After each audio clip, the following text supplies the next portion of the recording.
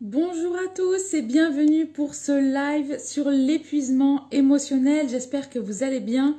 Aujourd'hui, on sera en direct avec Anne-France Suret. Je vous laisse le petit lien, comme toujours, de la professionnelle et je l'épingle en dessous. Il est ici, le petit lien de la professionnelle. Si vous souhaitez la contacter, la consulter, n'hésitez pas. Ce lien, il est là pour ça. Bonjour et bienvenue à tous. Ravie de faire. Ça sera le dernier live de l'année avant janvier, du coup, puisque je pars moi-même en vacances. Bienvenue à tous. Bonjour, j'espère que vous allez bien. Vous êtes en direct sur psychologue.net. Je vous rappelle que je suis Charlotte Ferrari, la community manager de psychologue.net. Et c'est toujours un plaisir de donner la parole aux psychologues. Aujourd'hui, pour cela, on va accueillir Anne-France Suret et on va parler de l'épuisement émotionnel. Je vous rappelle que bien sûr, vous pouvez parler et échanger, mettre vos commentaires. Il y a également en story, vous pouvez poser vos questions. Je ne sais pas si vous aussi il apparaît d'ailleurs. Mais donc n'hésitez pas, il y a la partie questions où vous pouvez poser toutes vos questions et la professionnelle vous répondra. Alors, on va se connecter avec Anne-France. Alors, Anne-France, fais-moi signe si jamais tu es par là. Oui, voilà, Anne-France est là. Anne-France. Donc, pour parler de l'épuisement émotionnel, j'espère que ce sujet va vous parler. Il me semble que oui, quand même.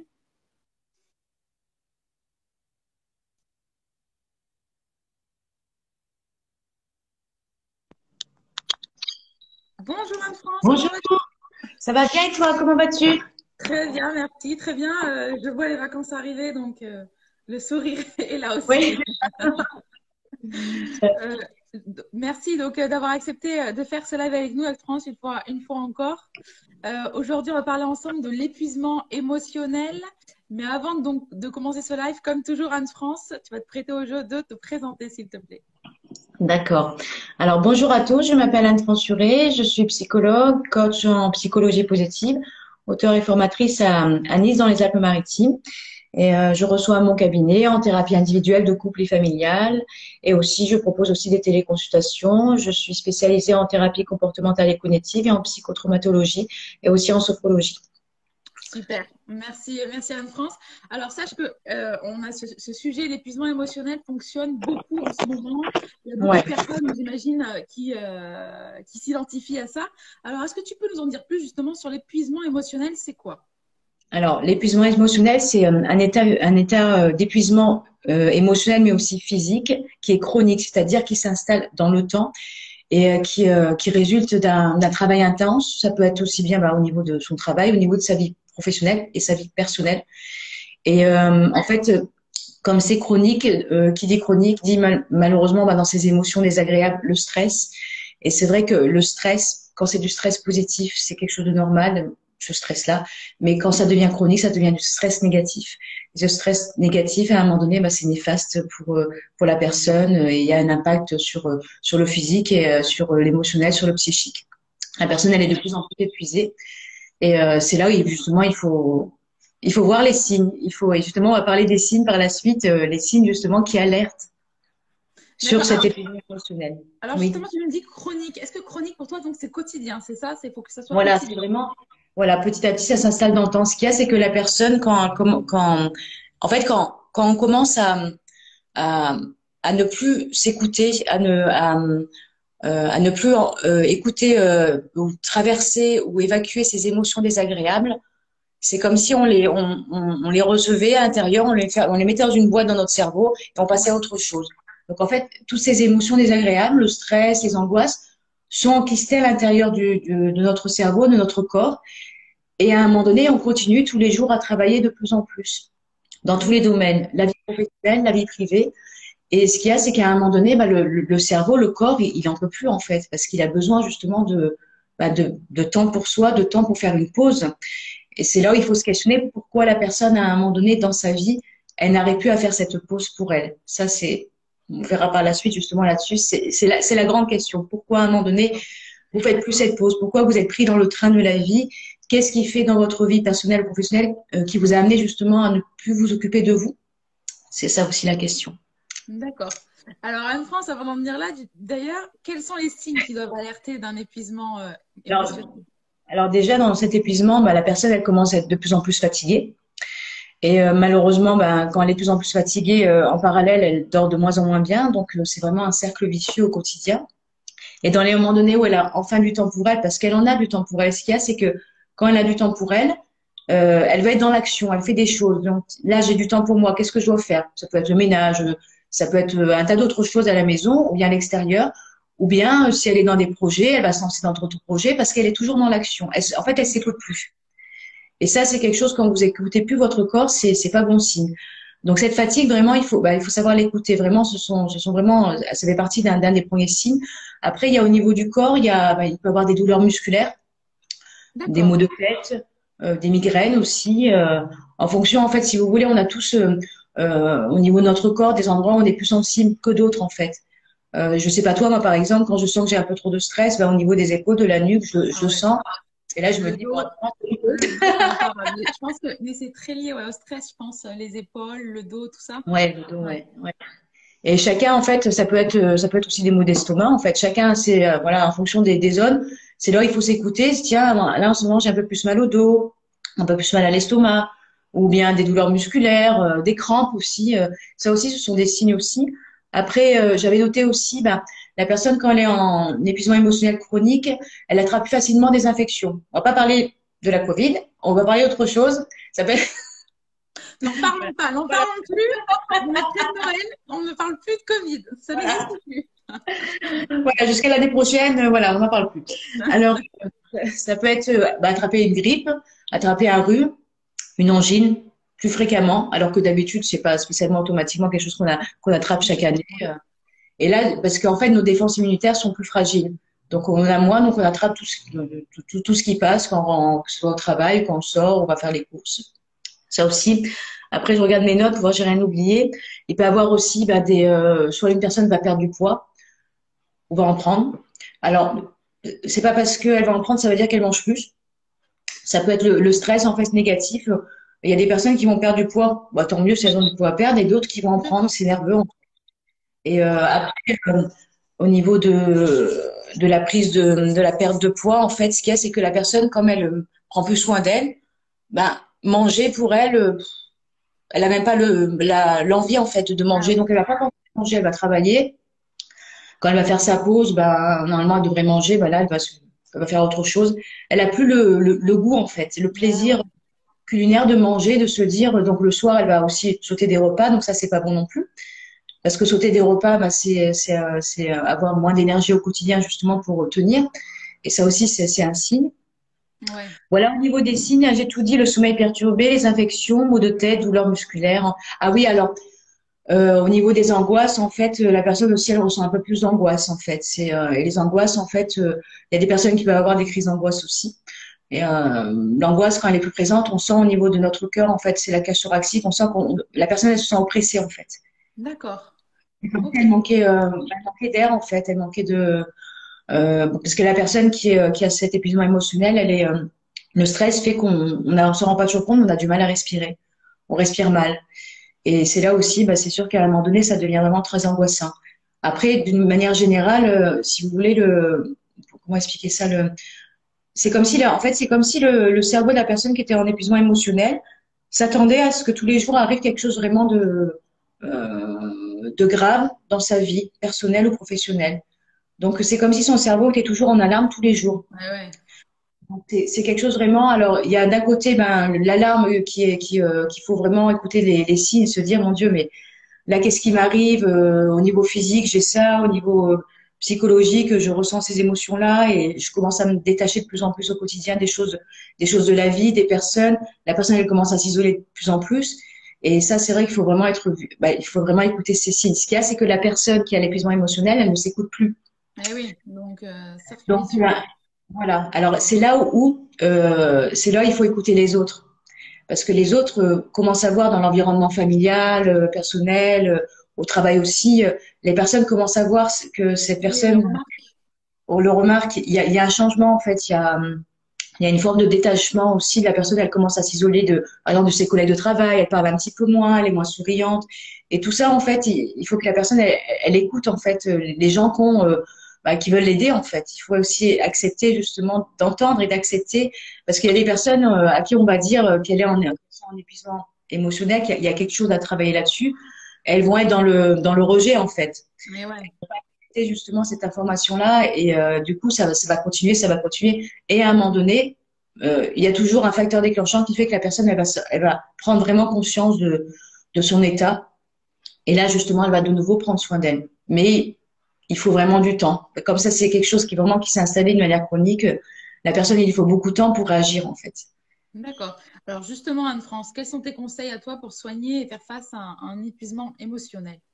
Alors, déjà, par rapport aux signes, les écouter, ces signes, ça, c'est vraiment quelque chose d'important. Accepter le fait d'être en épuisement émotionnel, ça peut arriver à tout le monde. Hein, et puis, moi, je dirais aussi, par rapport à ça, il y a quand même un travail à faire sur le lâcher prise. Parce que tout à l'heure, je l'ai dit dans la définition, il y a cette forme d'exigence qui est là. Donc, se poser la question, pourquoi il y a cette exigence qui est là? Qu'est-ce qui fait que dans votre vie, vous êtes de plus en plus exigeante avec vous-même, dans votre vie en général? Donc, est-ce qu'il y a un travail à faire par rapport à la perfection aussi? Eh oui. Cette perfection qui, comme je dis souvent, je suis parfaite dans ma propre imperfection. Voilà, ce qui veut dire que la perfection n'existe pas.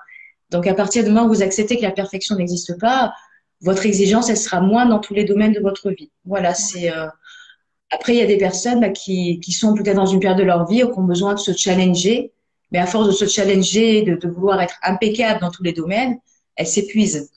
Donc, c'est pas une solution. Maintenant, ça veut pas dire que c'est pas bien de pas essayer de donner le meilleur de soi-même. C'est très bien, justement, d'avoir une forme, pas d'excellence, mais c'est d'essayer, justement, de faire. Enfin, moi, je dis souvent, la phrase que je me dis tous les jours, si vous Oui. voulez la noter, chaque jour, je fais de mon mieux. Chaque jour, je fais de mon mieux.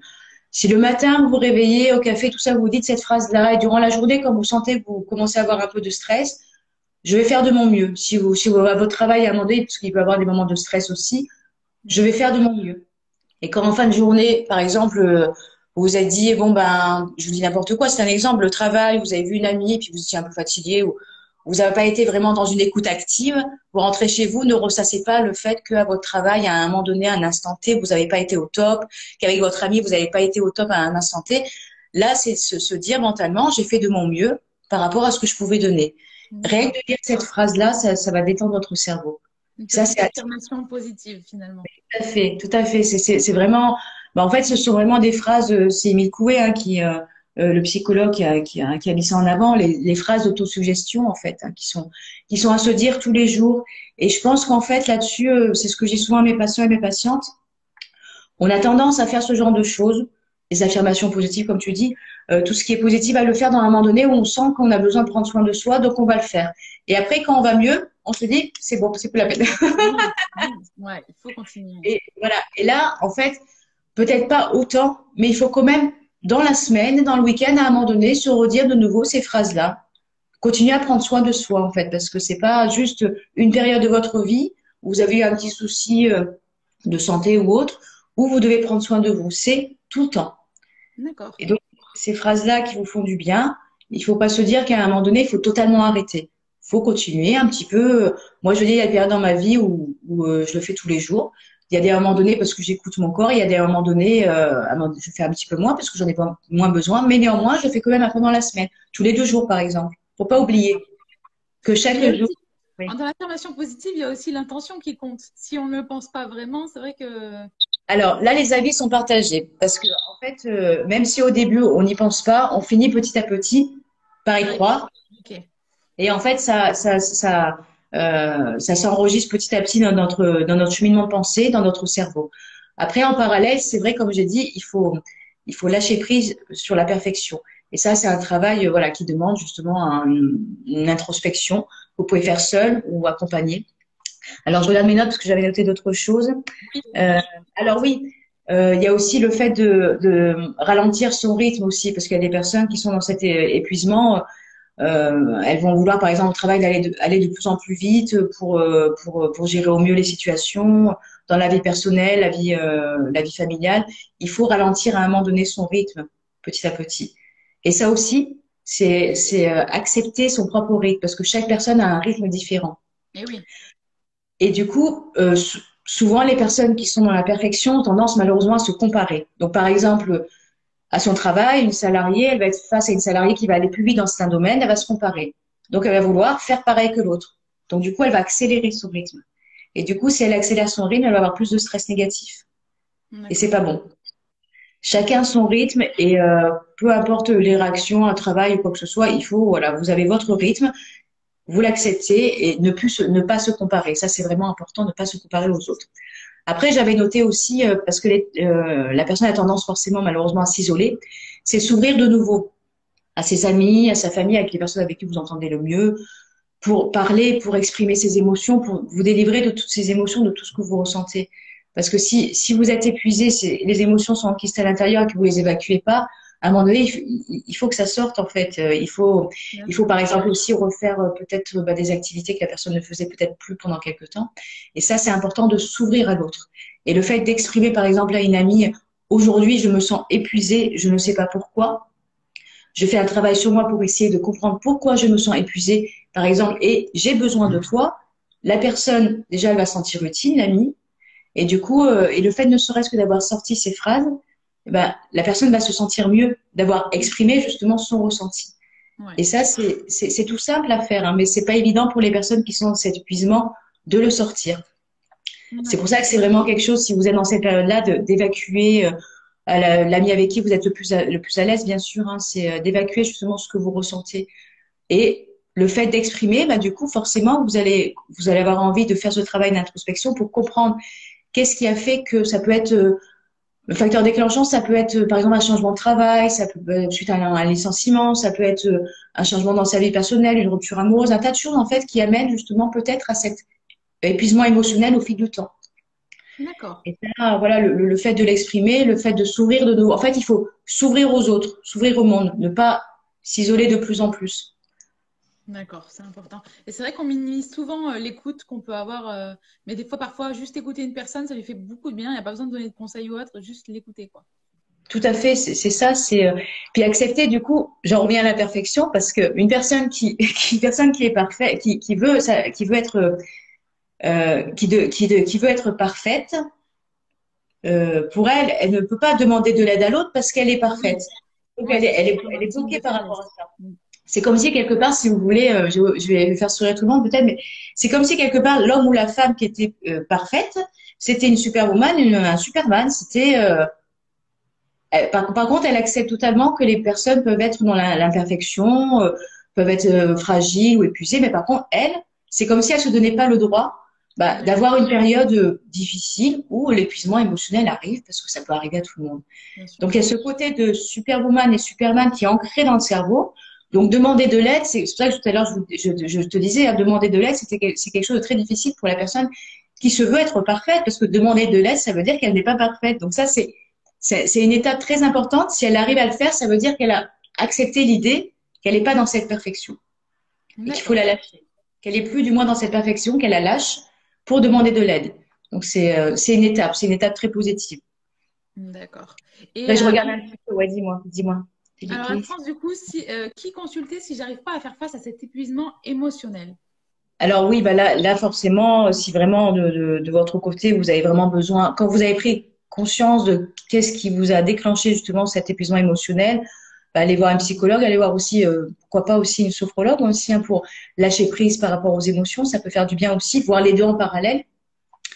Puis par rapport à la psychologue, c'est vrai que n'hésitez pas justement à regarder bah, par exemple sur le site de psychologue.net pour justement voir un petit peu quel psychologue vous correspond le mieux. Parce qu'il y a des Oui, psychologues qui parlent pas, il y a des psychologues qui parlent. Est-ce que vous voulez les thérapies comportementales et cognitives ou autre chose en fait, hein, c'est vraiment trouver la psychologue qui vous convient le mieux. Donc n'hésitez pas à prendre le temps avant de. Et à partir du moment où vous faites la première démarche, le premier rendez-vous, ça aussi c'est une autre étape en fait. Là, c'est accepter, après avoir accepté de lâcher la perfection, c'est accepter de se dire, bon, j'ai fait mon travail d'introspection, et là, j'ai pris conscience de certaines choses dans ma vie personnelle, professionnelle, familiale, et là, je prends conscience que seule, je ne peux pas y arriver, je ne peux pas déléguer toujours auprès de mes amis, parce qu'ils sont pas là pour ça tout le temps, voilà. Donc, du coup, il faut que je contacte un ou une professionnelle. Et là, c'est une autre étape. Une autre étape que si vous arrivez à la franchir, je vous félicite parce que c'est pas évident cette démarche. Il y a des personnes qui mettent 2 semaines, 3 semaines, un mois à entamer cette démarche. Passer le coup de téléphone, c'est le plus dur. Dès que vous avez passé le coup de téléphone, le rendez-vous, voilà, ça c'est, vous avez tout gagné. Et accepter le fait que il n'y a pas de mal à aller voir un psychologue, une sophrologue, je veux dire, qui peut vous aider justement à traverser cette période pour justement reprendre soin de vous. Parce que la personne qui est dans ce chronique, elle a totalement oublié de prendre soin d'elle, en fait. Moi, par exemple, bah, ça m'arrive forcément de demander, de poser des questions. Qu'est-ce que vous avez arrêté de faire depuis longtemps qui vous est du bien? Ça peut être vraiment des choses toutes simples, bah, genre, tout simple, hein, vraiment, quand je dis ça, c'est vraiment des choses que, comme je vous disais, des fois, on oublie de faire des choses qui nous apportent de la joie, des émotions agréables.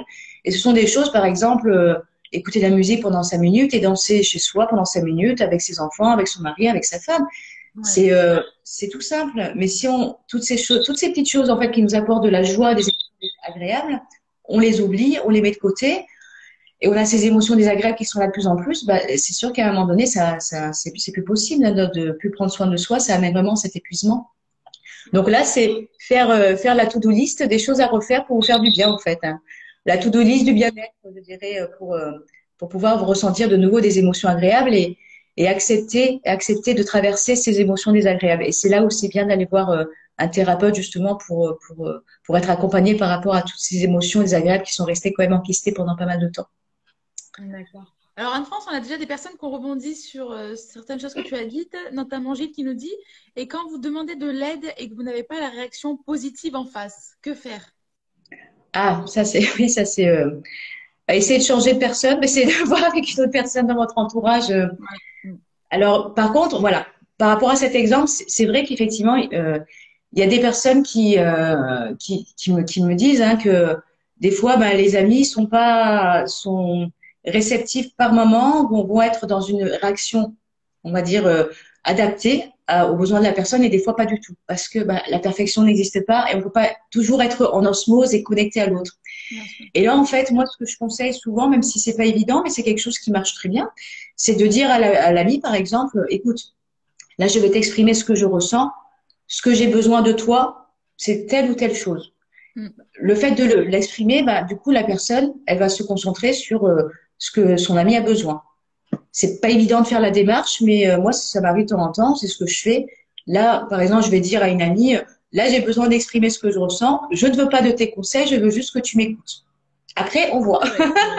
Mais il y a beaucoup de personnes qui ont, en fait, quand quelqu'un vient leur dire quelque chose, ils disent, bah, j'ai pas pu l'aider, je saurais pas quoi dire, mais il n'y a pas besoin de dire quelque chose, en fait. La meilleure aide, c'est Ouais, l'écoute, c'est pas de donner tes conseils, parce que ça reste toujours une opinion ou ses propres choix, mais tout à l'écoute est fait. Et indispensable.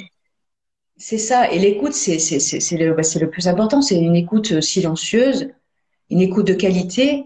Et après, une fois, je crois que j'en avais parlé, ça, c'est ce qu'on a tendance à faire parce que bah, c'est propre de l'être humain, c'est bah, de vouloir donner des conseils, de vouloir de suite apporter du positif à l'autre. Écoute, tu devrais faire ci, tu devrais faire ça. Mais la personne qui a exprimé ses émotions, elle n'est pas prête à entendre les conseils. Elle a besoin d'être comprise par rapport à ses émotions. Ouais. Donc c'est en fait, tout est une question d'étapes en fait. Et il y a des personnes qui oublient ces étapes. D'abord, on écoute l'ami. Après, on lui dit, je comprends ce que tu ressens. Ça doit être dur, ça doit être difficile. Peut-être essayer d'étayer par rapport à certaines choses que vous avez entendues. Et après, là, il y a l'étape des conseils. Mais si cette étape, elle est pas verbalisée, la personne, elle va pas écouter vos conseils. Donc vous allez perdre de l'énergie. Et puis elle, de ce côté, elle va plus vouloir vous parler de ses émotions désagréables. Donc c'est dommage. Ouais. Juste pour une étape qu'on oublie. Et l'étape, en fait, c'est vraiment, je comprends ce que tu ressens. Je comprends ta souffrance, ton stress, ton angoisse. Vous voyez, c'est vraiment des phrases toutes simples à dire et qu'on oublie, en fait, l'individu oublie apparemment de sortir ce genre de phrases. Et ça, comme tu disais tout à l'heure, en fait, au début, bah, il n'y a pas besoin de suite de dire des choses, c'est surtout être dans l'écoute. D'accord, merci Anne-France. Alors, il y a des questions qui ont été posées depuis ce matin. Un. Alors, le manque d'appétit, des nausées, de la fatigue, est-ce que ça peut être des symptômes de l'épuisement émotionnel? Tout à l'heure, j'en avais parlé justement la fatigue.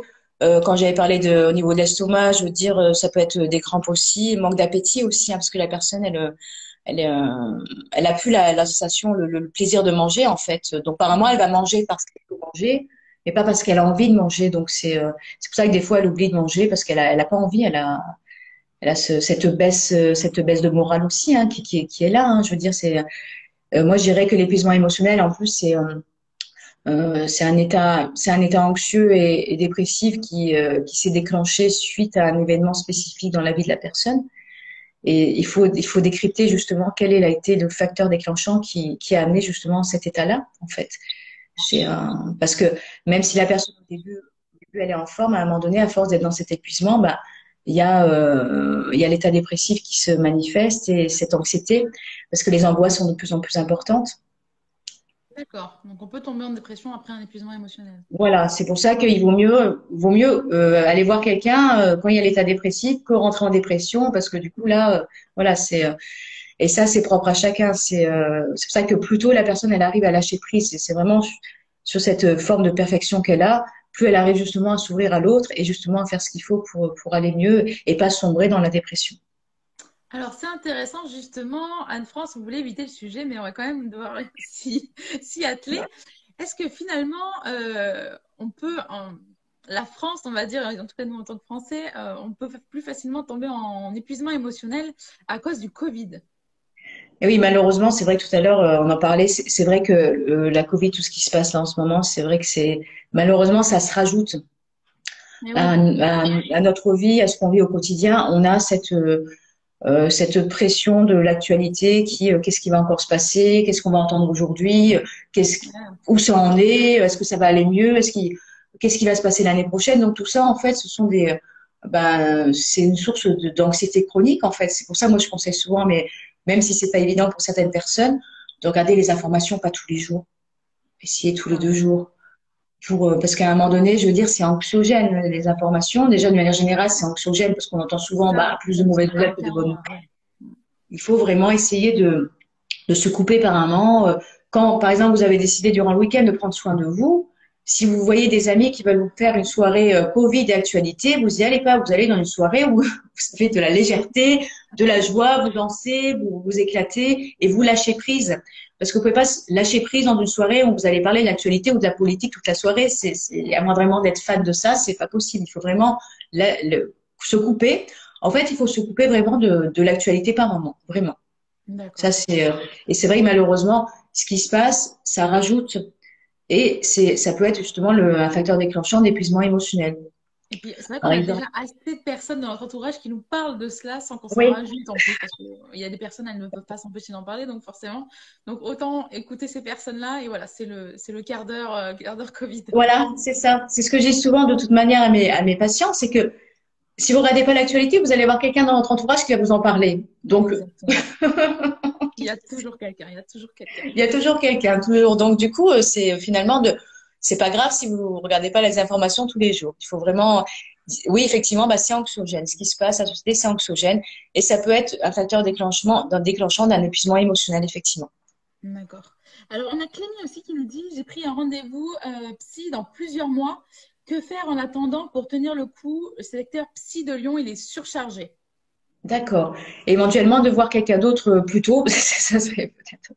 Bien sûr, et on rappelle aussi qu'il y a la thérapie en ligne en fait. Alors peut-être que effectivement la personne cherche quelqu'un sur Lyon, mais peut-être qu'en attendant, elle peut trouver quelqu'un ailleurs en France qui Ouais. pourra faire une thérapie en ligne.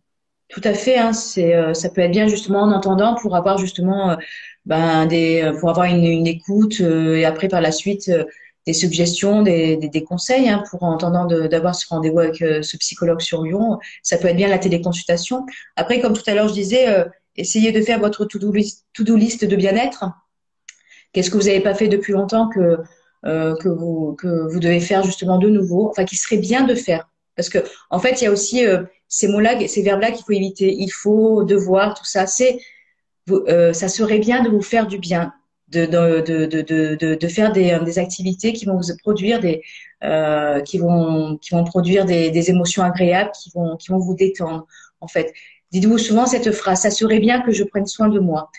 Et évitez la phrase, il faut que je prenne soin de moi. Parce que ça sonne pas pareil. Même là, quand je le dis, il faut, on a l'impression que on est obligé de faire ça. Non, ça serait bien que je prenne soin de moi. Et là, dans ce prendre soin de soi, lister justement toutes les choses par ordre de priorité hein, que vous n'avez pas fait depuis quelque temps, qui vous procurent du bien-être. Ça peut être la méditation, ça peut être du yoga, ça peut être de la Zumba, une activité physique, ou une soirée entre amis aussi, sans parler de la situation sanitaire, bien sûr.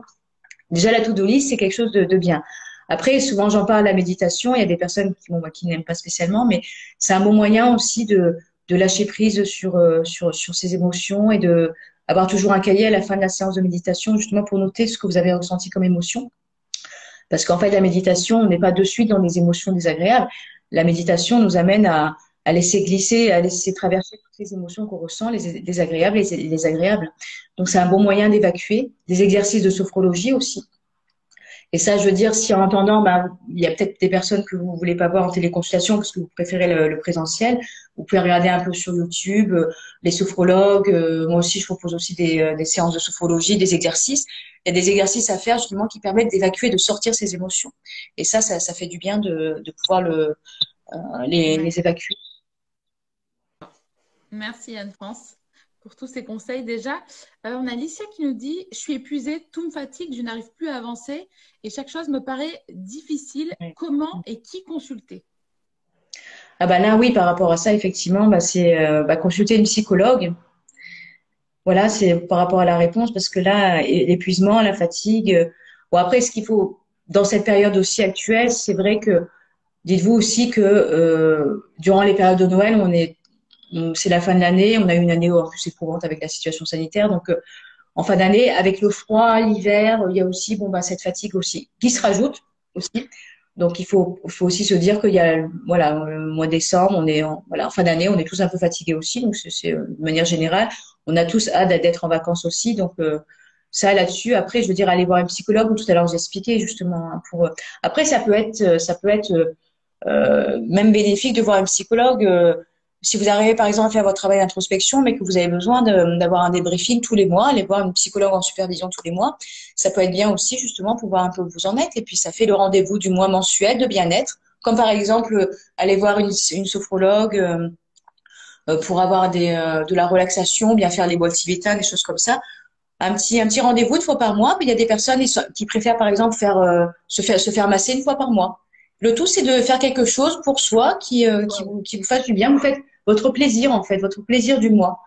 Et ça, c'est au lieu, par exemple, il y a des femmes, je parle souvent des femmes, parce que c'est souvent plus les femmes que les hommes, qui vont, par exemple, se dire, bon, allez, je vais prendre ma carte bleue et je vais dépenser de l'argent en m'achetant des fringues. C'est bien.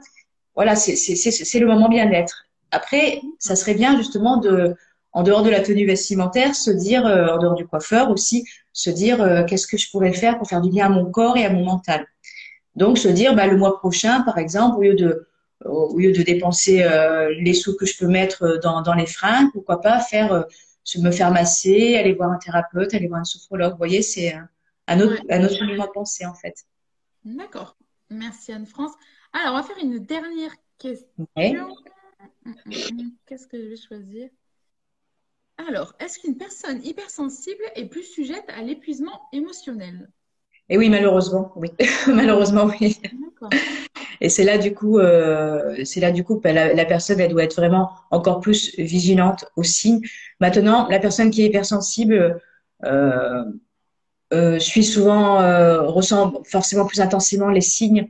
Donc là, c'est toujours pareil en fait. C'est en fonction de où elle se place par rapport à sa propre perfection, elle va pouvoir justement s'ouvrir aux autres plus facilement et aller voir quelqu'un. Par contre, si la perfection est là pour la personne hypersensible, elle va avoir ce mécanisme de défense de pas vouloir s'ouvrir aux autres et ça peut être un risque de rentrer en dépression avant de s'ouvrir aux autres et d'aller voir un thérapeute. C'est là où vraiment quand on est hypersensible, il faut vraiment faire. En fait, c'est vrai que j'accentue vraiment là-dessus parce que la perfection, c'est la pression, c'est vraiment quelque chose qui amène vraiment cet épuisement émotionnel et la personne hypersensible a cette tendance aussi à être dans ce besoin d'excellence, ce besoin de perfection et d'avoir cette cape, en fait, le côté superwoman, en fait, ou superman, des hypersensibles. D'accord. Eh ben, merci Anne-France pour tous tes conseils que tu nous as donnés aujourd'hui. Merci, comme toujours. Très intéressant. Merci beaucoup Anne-France. Je ne sais pas si tu avais autre chose à rajouter sur l'épuisement émotionnel. Alors, je dirais de nouveau, de nouveau, comme j'ai dit au début, cette phrase, chaque jour, je fais de mon mieux, ou chaque jour, je fais de mieux en mieux, si vous voulez. Après, c'est la phrase que je vous suggère. Maintenant, essayez de trouver votre propre phrase à vous dire tous les jours. Le matin, dans la journée, quand vous sentez que vous vous sentez un petit peu oppressé, mentalement, de vous dire cette phrase-là, et si vous pouvez vous la dire verbalement, vous allez voir tous les jours que vraiment ça va vous détendre. Et le soir, même avant de vous coucher, si à un moment donné vous commencez à partir dans vos pensées, au lendemain, tout ça, aujourd'hui j'ai fait de mon mieux. Aujourd'hui j'ai fait de mon mieux. Chaque jour je fais de mon mieux. C'est tout simple, mais ça fait vraiment beaucoup de bien.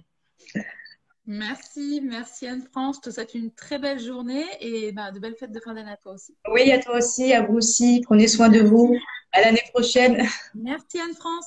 Belle journée à toi. Belle journée à toi aussi. Au revoir. Merci. Merci. Je te laisse quitter avec la petite Ouais, croix. d'accord. Alors. Merci.